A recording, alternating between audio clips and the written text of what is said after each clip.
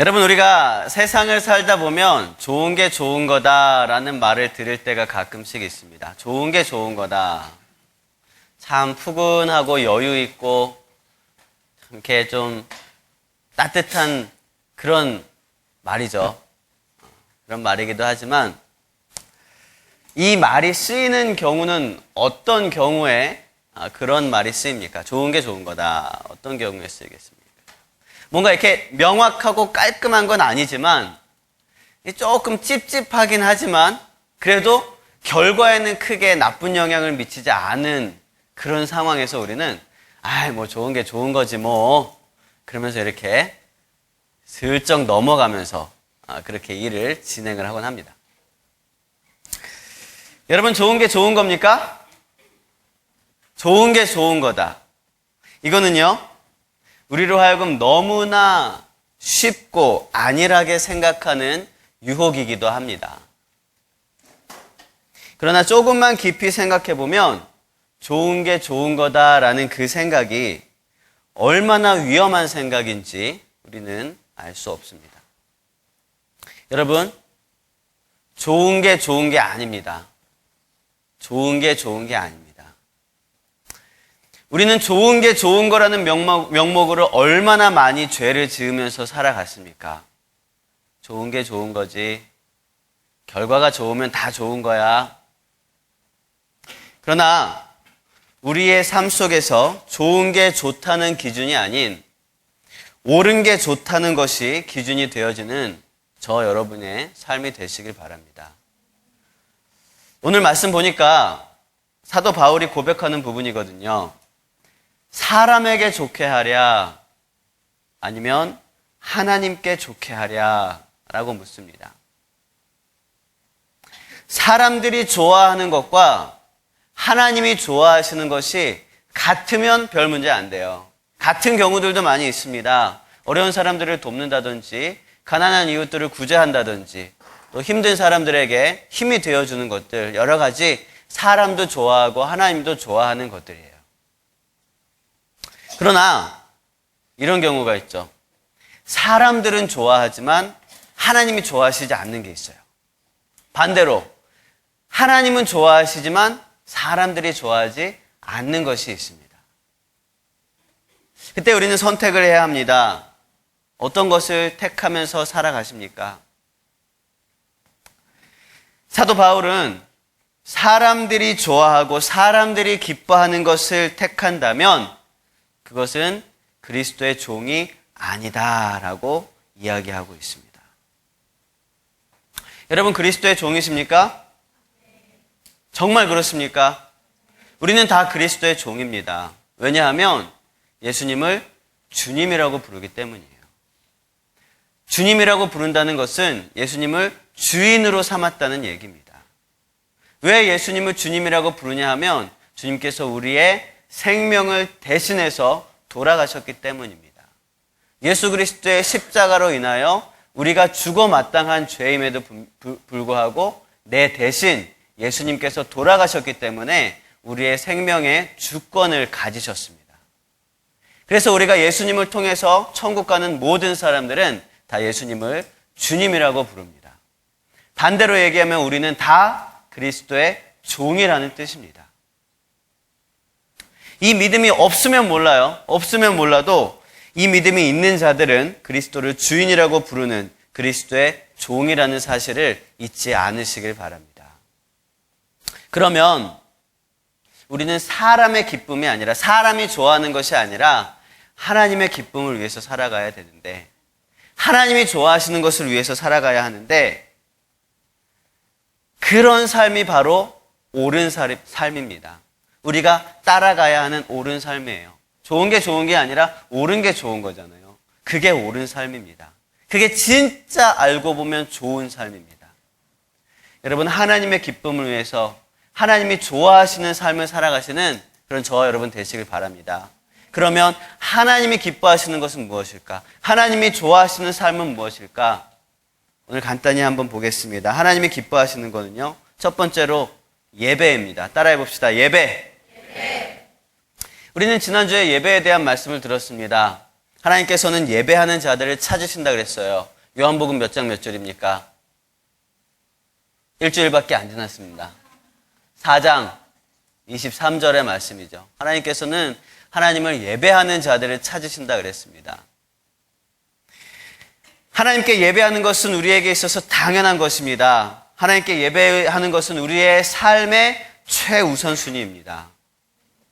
그런데 많은 사람들이 예배에 대하여 중요하지 않게 생각하는 것을 봅니다. 그러면서 하는 얘기가 예배를 꼭 여기서만 드려야 되느냐라고 묻습니다. 여기서만 예배를 드려야 됩니까? 여기서 드리는 예배만 하나님께서 받으십니까? 물론 그건 아닙니다. 저기 전라도에서 드리는 예배도, 저기 부산에서 드리는 예배도, 저기 해운대나 속초 바닷가에서 드리는 예배도 하나님께서는 받으십니다. 그런데요, 그 질문을 하는 그 중심을 살펴보면 그게 그 얘기가 아닙니다. 교회에 나와야 하는 시간이 아깝고 효율적이지 못하고 나오기 귀찮고 때로는 예배를 가까운 곳에서 그렇게 드리고 싶고 그런 이유로 인해서 예배를 꼭 여기서만 드려야 됩니까? 라고 묻는다면 그것은 이미 예배가 아닙니다. 가정에서 예배를 드리고 물론 그것도 예배입니다. 인터넷으로 말씀을 보고 이 모든 것 다 예배라고 할 수 있지만 그 마음 중심이 예배를 꼭 여기서 드려야 됩니까? 내가 나가기가 그렇게 좀 이렇게 쉽지 않은데요. 너무 힘든데요. 이런 여러 가지 이유 때문에 나의 삶의 최우선순위를 예배로 두지 않는다면 그건 이미 예배가 아닙니다. 예배는 우리의 생명을 하나님께 드리겠다는 의미입니다. 예배는 하나님께 우리의 감사를 올려드리는 행위입니다. 하나님이 우리를 대신해서 예수님을 죽게 하셨음을 인정하고 그에 대한 감사를 올려드리는 것입니다. 그런데 어떻게 이걸 눈 가리고 아웅하듯이 그렇게 예배를 드릴 수가 있겠습니까? 하나님께 예배하는 것은 우리가 당연히 해야 할 일입니다. 그리고 하나님께서는 예배하는 자들을 찾으신다 그랬습니다. 그런데 여러분, 하나님께서 기뻐하시는 예배자, 하나님께서 기뻐하시는 예배가 있는데요. 그 기뻐하시는 예배가 어쩌면 우리가 생각하는 예배랑 다를 수도 있다는 사실이죠.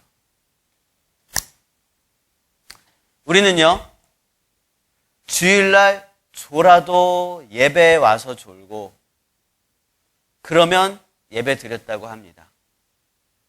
저 뒤에 앉아서 오늘은 없네요. 오늘은 없는 것 같아요. 가끔 있습니다. 저 뒤에 앉아서 예배 시간 내내 핸드폰 보고 반짝반짝 해도 그래도 와서 앉아있으면 예배 드렸다고 합니다.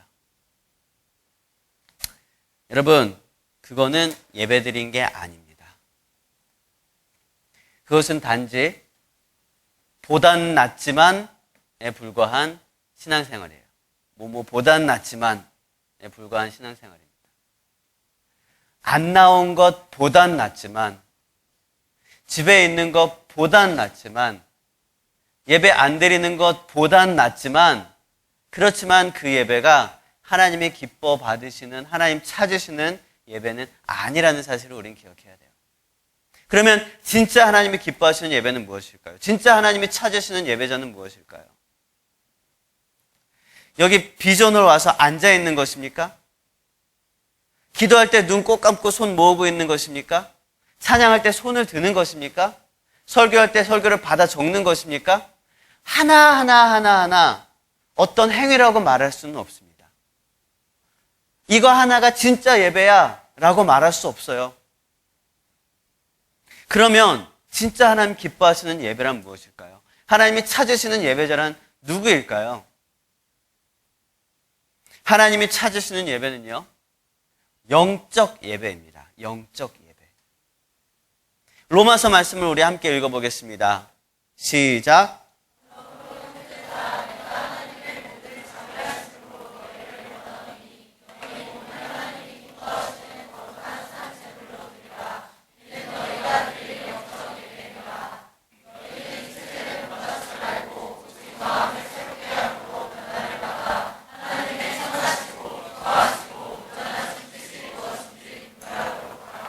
하나님께서는 우리가 영적 예배를 드릴 때 기뻐하십니다. 와서 앉아있는 게 중요한 게 아니라, 와서 설교를 받아 적는 게 중요한 게 아니라, 찬양할 때 손을 들고 눈물을 흘리는 게 중요한 게 아니라, 우리가 영적 예배를 드리고 있느냐는 것입니다. 영적 예배는요, 이 세대를 본받지 않고 하나님의 온전하신 뜻을 분별하여 우리의 온몸과 영혼을 하나님께 올려드리는 것, 거룩한 산 제물로 올려드리는 것, 그게 영적 예배라고 오늘 말씀하고 있습니다. 여러분, 영적 예배를 드리시길 바랍니다. 영적 예배를. 히브리서에 보면은요, 이렇게 또 얘기하고 있습니다.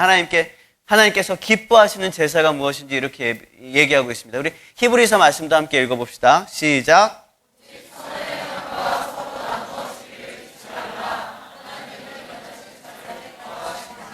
여러분, 하나님께서 기뻐하시는 예배, 하나님께서 기뻐하시는 제사는요, 우리 삶 속에서 드려지는 예배입니다. 우리 삶의 최우선을 하나님께 두고 있는 삶이에요. 우리의 몸은 일주일에 한 번씩 와서 예배를 드립니다. 이 자리에 앉아서 찬양하고 기도하고 예배 드립니다. 그러나 하나님께서 우리를 향하신 뜻은 뭐냐 하면 데살로니가 5장에 나오죠. 쉬지 말고 기도하라. 그 기도라는 단어가 예배라는 단어라 그랬습니다. 쉬지 말고 예배하라 그랬습니다. 주일날만 나와서 드리는 것만 예배가 아니라는 거예요. 우리가 선을 행하고 나누어 주기를 잊지 말라. 이것이 하나님께서 기뻐하시는 제사라 하였습니다. 하나님은요, 하나님 앞에 우리의 모든 것을 내어드리는 예배자를 찾으십니다. 하나님께서는요, 하나님 앞에 우리의 모든 몸과 영혼과 삶의 모든 시간을 내어드리는 그런 예배를 원하신다는 것입니다. 이것이 진짜 예배입니다. 하나님이 하나님됨을 우리 삶 속에서 끊임없이 드러내는 것입니다. 그게 참된 예배자입니다. 하나님이 기뻐하시는 거예요. 그런 자들은요, 이미 최우선 순위를 주님께 올려드리는 의미인 주일 예배, 이 자리에 목숨을 겁니다. 그냥 그 자리에 와서 앉아있는다는 말이 아닙니다. 이 자리에 와서 설교를 평가하고 찬양을 감상하고 모든 순서들을 이렇게 그냥 보는 그것이 아니라 정말 신령과 진정으로 예배하고 선행과 나눔으로 삶 속에서 그렇게 하나님을 예배하는 그런 삶을 하나님께 올려드리는 거예요. 이게 영적인 예배입니다. 여러분, 영적 예배를 드리시길 바랍니다. 하나님이 기뻐하시는 첫 번째 사항이 예배입니다. 진짜 예배, 하나님께 올려드리시길 바랍니다. 형식적인 그런 예배 말고 그냥 주일날만 와서 이렇게 똑딱똑딱 오는 그런 예배 말고, 그런 예배는 드리느니 안 드리는 게 낫다고는 말 못하겠어요. 왜냐하면 그건 보단 낫지만 신앙이니까. 안 나오는 것보단 낫거든요. 낫긴 나아요. 집에 있는 것보다 나긴 나아요. 하지만 그게 하나님 찾으시는 예배는 아니라는 겁니다. 한 단계 한 단계 하나님 앞으로 나와야 되는 거예요. 여러분, 진짜 예배자 되시길 바랍니다. 두 번째로 하나님이 기뻐하시는 거는요, 전도에 미련한 것으로 믿는 자들을 구원하는 것입니다. 여러분, 따라해 봅시다. 전도. 두 번째로 하나님이 기뻐하시는 것입니다. 우리는 사람이 좋아하는 것, 사람이 기뻐하는 것으로 선택하면서 살아가는 것이 아니라 하나님이 기뻐하시는 삶을 살아가기로 하였습니다. 왜냐하면 우리는 그리스도의 종이기 때문이에요. 하나님이 좋아하시는 것, 하나님이 기뻐하시는 것은 전도입니다. 근데 그냥 전도, 그냥 영혼 구원이 아니라 전도라는 미련한 방법을 통해서 되어지는 영혼 구원입니다. 하나님께서는요, 우리와 동역하면서 우리를 통해서 하나님의 복음이 전파되어지시길 원합니다. 우리 고린도전서 말씀을 함께 읽어봅시다. 시작.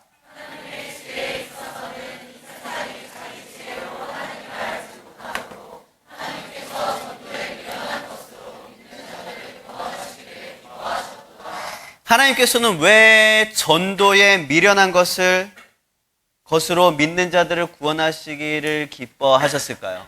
왜 하나님께서는 그 미련한 전도라는 방법을 통해서 영혼을 구원하시길 기뻐하셨을까요? 전도라는 방법은 참 알고 보면 미련한 방법이기도 합니다. 반드시 사람을 통해서 이야기를 해야 되는 그런 방법이죠. 우리가 뭐 전철역이나 아니면 여러분 친구들이나 아니면 옆에 있는 사람들에게 복음 전하는 것 쉽습니까? 어렵습니까?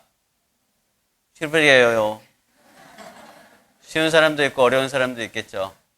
하지만 결코 그것이 어려운 것만도 아니지만 그렇다고 너무 쉽다고도 말할 수는 없는 거예요.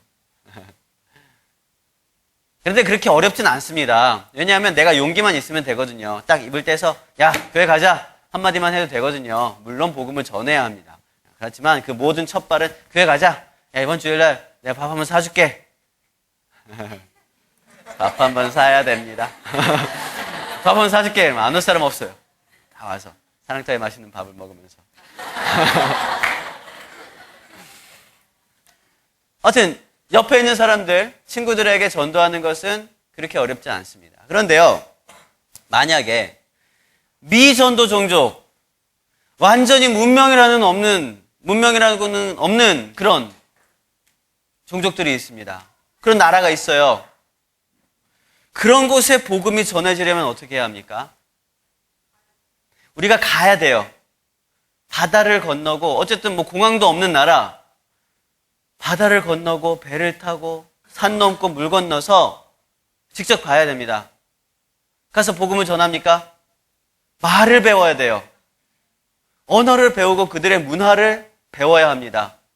문명인들을 적대시하는 사람들에게 가려면 벌써 몇 명은 죽어야 돼요. 순교하고 몇 명의 피가 흘려지고 나면 그곳에 사람을 받아들이게 됩니다. 이게 10년, 20년 걸리는 경우도 있고 아직까지 열리지 않은 경우도 있고 지금 피 흘리는 단계인 경우도 있습니다. 그리고 그런 모든 절차들이 끝나고 복음이 들어가는 경우도 있습니다. 굉장히 많아요. 여러분, 그렇게 생명 걸고 가서 그 현지의 질병들 얼마나 많이 있습니까? 그런 것들 다 극복하면서 목숨 걸고 가서 복음을 전해야 되는 거예요. 여러분, 하나님이 천사를 통해서 메시지를 전할 수 있습니까? 없습니까? 전할 수 있어요. 예수님의 어머니 마리아에게 하나님의 천사 가브리엘이 가서 말씀을 전했습니다. 명확한 이야기를 전했어요. 너에게서 아들이 태어날 것이다. 이름을 예수라 하라. 명확한 메시지를 전할 수 있습니까? 없습니까? 있어요. 그런데요, 복음은 반드시 사람에서 사람에게 전해주도록 하나님께서 만들어 두셨습니다. 바다를 건너고 산을 넘어서 느리고 느리게 전해지는 것이 바로 십자가의 복음입니다. 이것이 하나님의 소원입니다. 이것이 하나님의 기쁨입니다. 하나님의 자녀를 통해서 하나님의 복음이 전해지는 것입니다. 하나님과 동역하는 하나님의 백성들이 하나님의 소원을 자기 자신의 사명으로 알고 생명을 걸고 주님께 내어드리는 것입니다. 그렇기 때문에 저는 전도가 최고의 예배라고 생각합니다. 여러분, 이제 다음 주면 추석입니다. 추석에는 가족들과 함께 또 예배를 드리기도 하고, 이번 한 주간 동안 다음 주에 추석 때 가정에서 예배를 더 잘 드리기 위해서 여러분 결정한 것들 있죠? 결단한 것 지난주에 셀모임 안 했습니까? 있죠? 그럼 잘 이렇게 해왔습니까? 했죠? 네, 이번 주 아직 한 주간의 기회가 있습니다. 가정 안에서 예배를 드릴 수 있도록. 어쨌든 효도가 있는데요. 최고의 효도가 무엇일까요? 부모님들 여행 보내드리는 거, 부모님들에게 맛있는 음식 사드리는 거, 좋은 옷 사드리는 거. 그것보다 최고의 효도는요, 집 나간 둘째 동생을 데리고 와서 부모님께 효도하게 하는 것입니다. 부모님의 마음 가장 큰 부분, 마음 전부는 집 나간 둘째 동생에게 나가 있어요. 그 동생을 다시 데리고 와서 부모님 앞에서 부모님 잘 섬기고 효도하게 만드는 게, 이게 가장 큰 효도입니다. 여러분, 전도가 되어지기 위해서 우리는 예배하고, 다른 사람들로 하여금 예배하게 하기 위해서 우리는 전도하는 것입니다. 이것이 하나님께서 기뻐하시는 두 번째 항목입니다. 하나님의 기쁨을 위해서 하나님과 동역하면서 복음을 전하는 그런 저와 여러분 되시길 바랍니다. 하나님께서 기뻐하시는 첫 번째가 뭐라 그랬습니까? 예배. 두 번째가 뭐라 그랬습니까? 전도. 하나님께서 기뻐하시는 세 번째는요, 우리 따라해 봅시다. 나다. 나다. 나. 바로 저와 여러분입니다. 사실 나를 기뻐하신다라는 표현은요, 우리가 많이 보기도 하고 많이 듣기도 했지만 정작 그 의미를 직접적으로 이해하려고는 많이 하지 않았던 그런 표현이에요. 사무엘하 말씀을 함께 먼저 보겠습니다. 시작.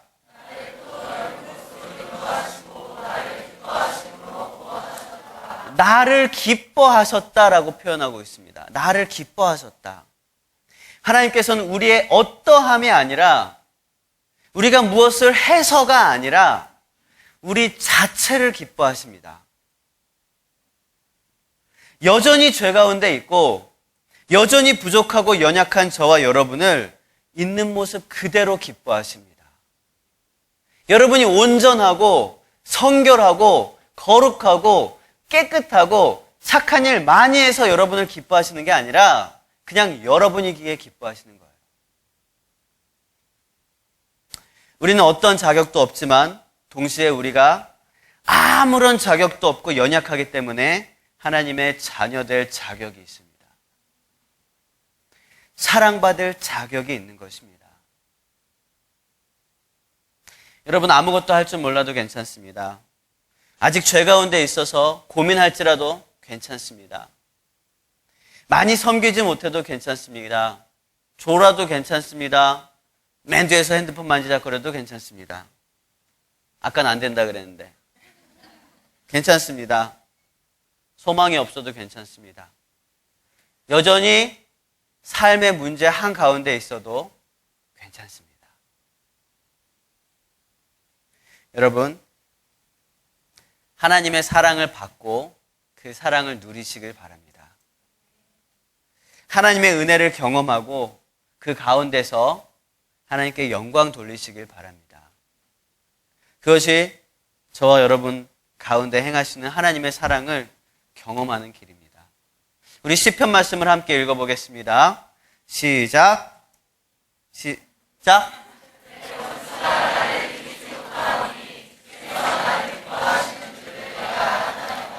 누군가를 기뻐한다는 것은요, 그를 너무나 사랑한다는 것입니다. 가끔 우리 1, 2, 3, 3명 아이들이 있습니다. 오름이, 얘가, 요엘이. 얘네들이요, 싸우기도 하고 말도 안 듣고 어디서 뭐 이렇게 쏟아버리기도 하고 넘어져서 까먹기도 하고 이불에다 오줌을 싸기도 하고 사고도 많이 칩니다. 제가 그 아이들을 사랑할까요, 안 할까요? 너무나 사랑하죠. 이게 이제 누군가를 기뻐한다는 뜻입니다. 누가 무엇을 잘하고 못하고의 문제는 둘째입니다. 자녀이기에 기뻐하는 것입니다. 무엇을 하기에 기뻐하는 것이 아니라, 무엇을 할 줄 알기에 기뻐하는 것이 아니라 자녀이기에 기뻐하는 것입니다. 그냥 존재 자체가 기쁨인 거예요. 저와 여러분이 하나님께 있어서 그런 존재입니다.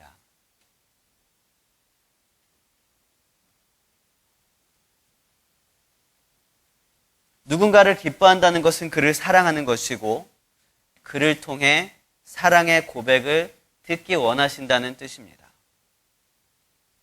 그렇기 때문에 그것이 예배이고 그것의 확장이 전도입니다. 여러분, 하나님의 사랑을 받으시길 바랍니다. 그 사랑 가운데서 그 사랑을 누리고 그 사랑을 깨닫고 그 사랑을 기억하시길 바랍니다. 그리고 하나님께 사랑을 고백하시길 바랍니다.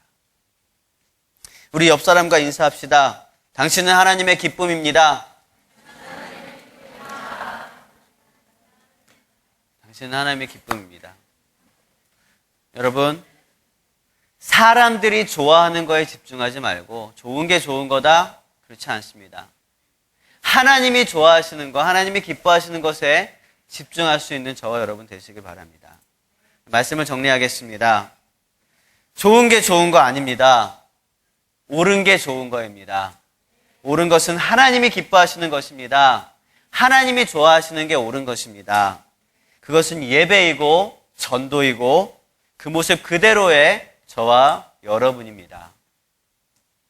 저와 여러분의 삶을 보면 소망이 없습니다.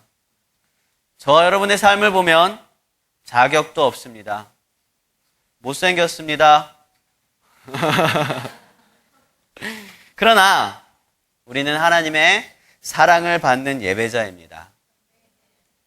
그리고 하나님께서는 그 연약한 우리를 통해서 하나님의 복음이 전파되길 원하십니다.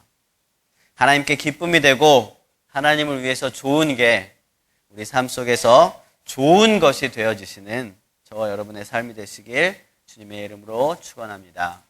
잠깐 찬양하고 기도하겠습니다.